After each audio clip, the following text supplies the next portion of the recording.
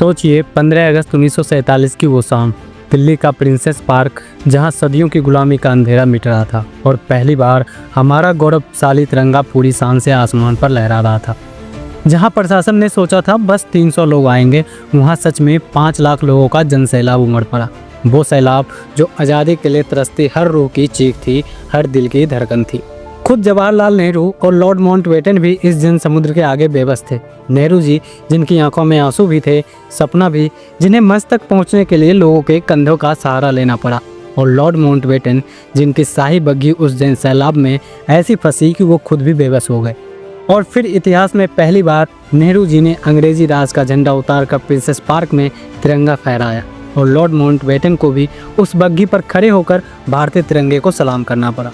200 साल की गुलामी के बाद पहली बार उस फिजा में आज़ादी की महक थी, मानो खुद प्रकृति भी भारत के इस गर्व भरे क्षण पर मुस्कुरा रही हो, सौंदर्य से भारत के इस गौरव क्षण को और सुशोभित कर रही हो। उस पल देश के करोड़ों देशवासियों ने आज़ादी का जश्न इस कदर मनाया था कि जय हिंद, जय भारत और भारत माता की जय के नारे की गूंज सिर्फ अपने देश में ही नहीं बल्कि पूरे दुनिया के कोने कोने तक पहुंच रही थी। यह सिर्फ एक दिन नहीं, एक युग का अंत और एक नए भारत का उदय था। लेकिन ये आज़ादी यूं ही नहीं मिली थी। इसके पीछे था एक लंबा, खून पसीने से सना संघर्ष, अनगिनत बलिदान और इतिहास के कुछ ऐसे मोड़ जिन्होंने इस अविस्मरणीय बना दिया था। द्वितीय विश्व युद्ध ने जहां ब्रिटेन की कमर तोड़ दी थी, वहीं भारत में आज़ादी की लौ तेजी से एक ज्वाला बनकर भड़क रही थी। नेताजी सुभाष चंद्र बोस की आज़ाद हिंद फौज विदेश में आज़ादी का बिगुल बजा रही थी, वहीं महात्मा गांधी के नेतृत्व में पूरा देश स्वतंत्रता आंदोलन के चरम पर था। ब्रिटेन के नए प्रधानमंत्री रिचर्ड एटली ने घोषणा की कि 30 जून 1948 को भारत को पूरी तरह आज़ाद कर दिया जाएगा। लेकिन स्थितियां बिगड़ रही थी, जिससे तुरंत फैसला लिया गया और 3 जून 1947 को ऐलान कर दिया गया कि 15 अगस्त 1947 को भारत आज़ाद होगा। क्या आप जानते हैं कि आज़ादी के लिए 15 अगस्त के दिन चुना गया था, लेकिन आज़ादी का समारोह 14 अगस्त की आधी रात को ही क्यों शुरू हुआ? इसके पीछे एक बेहद और रहस्यमयी कहानी है। भारत के वरिष्ठ ज्योतिषियों के अनुसार 14 अगस्त की रात सितारों की स्थिति कहीं ज़्यादा बेहतर थी, और बस 14 अगस्त 1947 की ठीक आधी रात को भारत ने आज़ादी की सांस ली। वायसराय लॉर्ड माउंटबेटन ने यह प्रस्ताव स्वीकार किया और रात 11 बजे संसद भवन के सेंट्रल हॉल में एक ऐतिहासिक समारोह आयोजित किया गया। इसकी शुरुआत सुचिता कृपलानी ने वंदे मातरम और सारे जहां से अच्छा की गूंज के साथ स्वतंत्र भारत के एक नए युद्ध का उद्घाटन किया। यह वही सुचिता कृपलानी थी जिन्होंने बाद में उत्तर प्रदेश की पहली महिला मुख्यमंत्री बनकर इतिहास रचा था। और फिर घड़ी की सुइयां 11:55 पर रोकी।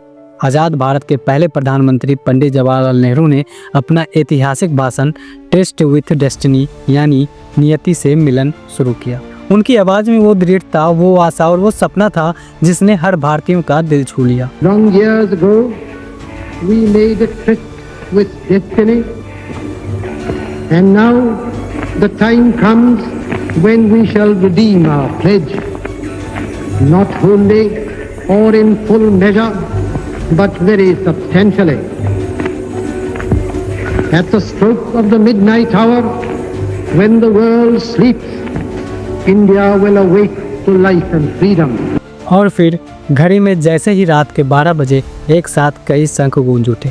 उस सेंट्रल हॉल में मौजूद हर शख्स की आंखों के आंसू बह निकले। महात्मा गांधी की जय और सुभाष चंद्र बोस की जय के नारों से पूरा हॉल गूंज उठा। बाहर तेज हवा और बारिश में भी हजारों भारतीयों इस पवित्र पल का इंतजार कर रहे थे। जैसे नेहरू जी संसद भवन से बाहर निकले, मानो हर कोई उन्हें घेर लेना चाहता है। वरिष्ठ पत्रकार सुखवंत सिंह बताते हैं कि हम सब रो रहे थे, एक दूसरे की भावनाओं में बह गए थे, और आसपास में अनजान लोग भी खुशी से एक दूसरे को गला लगा रहे थे। वो पल सिर्फ आज़ादी का नहीं बल्कि मानवता और एकता के जश्न का था। उस रात दिल्ली की सड़कों का वर्णन करते हुए एक अमेरिकी पत्रकार ने लिखा, सड़कों पर लोग खुशी से चिल्ला रहे थे।